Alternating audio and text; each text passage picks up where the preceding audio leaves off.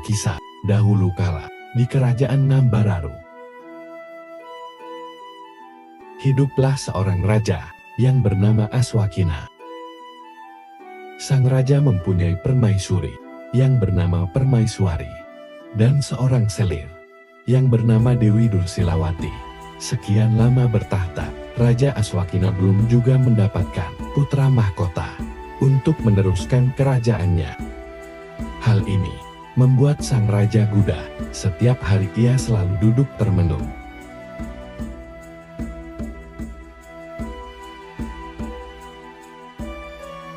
Sebenarnya, saat permaisuri 2 kali mengandung, namun mengalami keguguran, disebabkan oleh Dewi Dursilawati yang sangat iri padanya. Raja Aswakina sudah lama curiga dengan selirnya itu.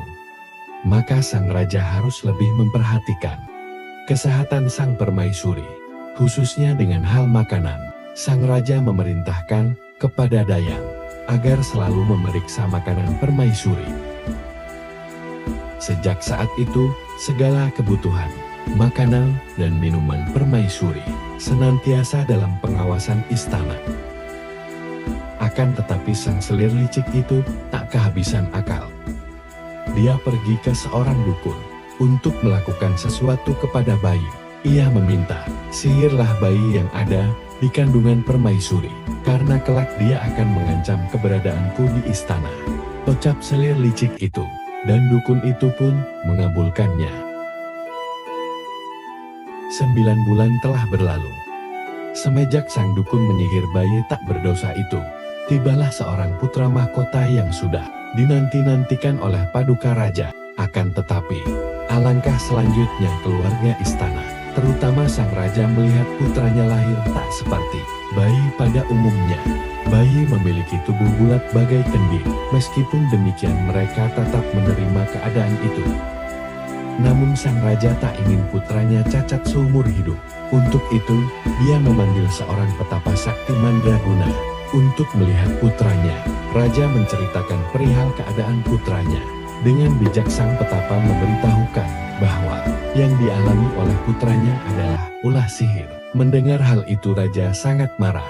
Namun dia masih bisa memendam rasa emosinya. Sang petapa memberikan saran untuk putranya untuk menitipkan putranya pada seorang nenek bernama Mbok Rondo yang tinggal di pinggiran sungai kerajaan. Sang petapa juga menjelaskan, kelak Joko Kendin akan menjadi kesatria setelah menikah dengan seorang putri raja. Setelah mendapatkan saran dari petapa, raja segera mengirim putranya kepada Mbok Rondo.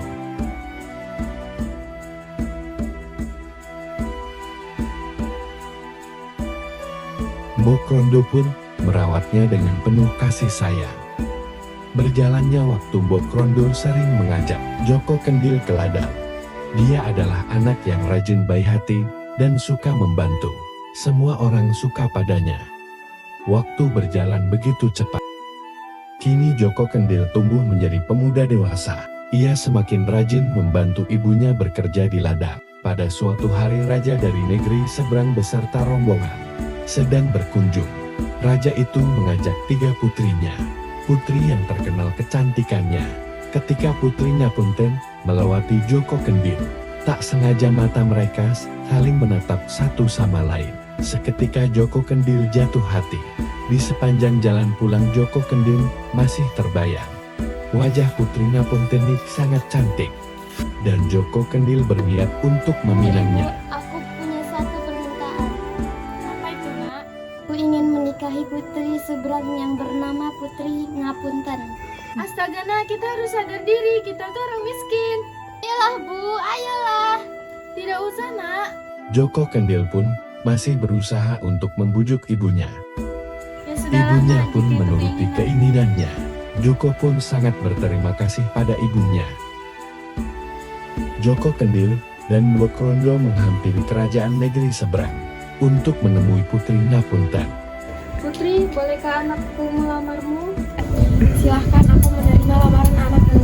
Putri Ngapunten menerimanya karena ia merasa Joko Kendil sangat tulus padanya dan sungguh ingin meminangnya. Seiring waktu mereka pun menikah. Namun banyak di antara undangan yang hadir merasa tak puas karena kedua mempelai mereka anggap bukan pasangan yang serasi. Putrinya Punten cantik dan jelita, sedangkan Joko Kendil merupakan pemuda bertubuh buruk rupa.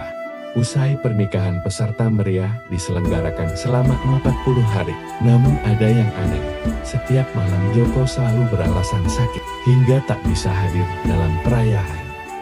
Malam harinya Putri Ngapunten tetap menghadiri pesta sendiri. Tentu hal itu menjadi sasaran hinaan kedua saudarinya sendiri.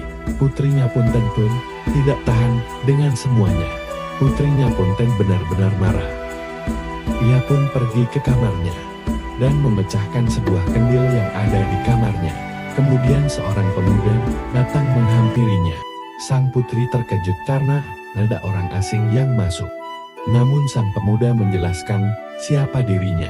Sang putri awalnya tak percaya bahwa sang pemuda itu adalah Joko Kendil. Joko Kendil menjelaskan bahwa dia dikutuk sejak dalam kandungan. Kutukan itu akan hilang ketika ada seseorang yang tulus mencintainya memecahkan kendil tersebut. Lalu sang putri pun percaya apa yang ia ceritakan itu. Tak lama setelah menikah, Joko Kendil dinobatkan menjadi raja untuk menggantikan sang raja yang usianya sudah mulai uzur. Hidup Joko Kendil pun bahagia bersama sang istrinya itu. Mendengar hal itu Bibi Nursilawati marah. Ia berniat mencelakai istri Joko Kendil. Namun hal itu digagalkan oleh raja. Selir itu pun lari ke hutan karena takut mendapat hukuman dari raja. Pada saat itulah ia terpelosok masuk ke dalam jurang dan tewas seketika.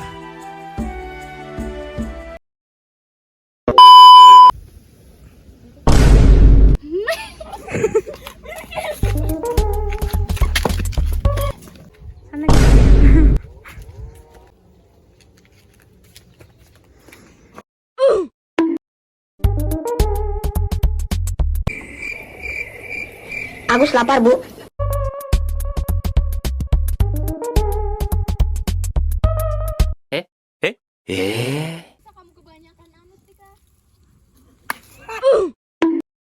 Apa itu, Nak? Kamu nanya. Pegang aja tangannya gini.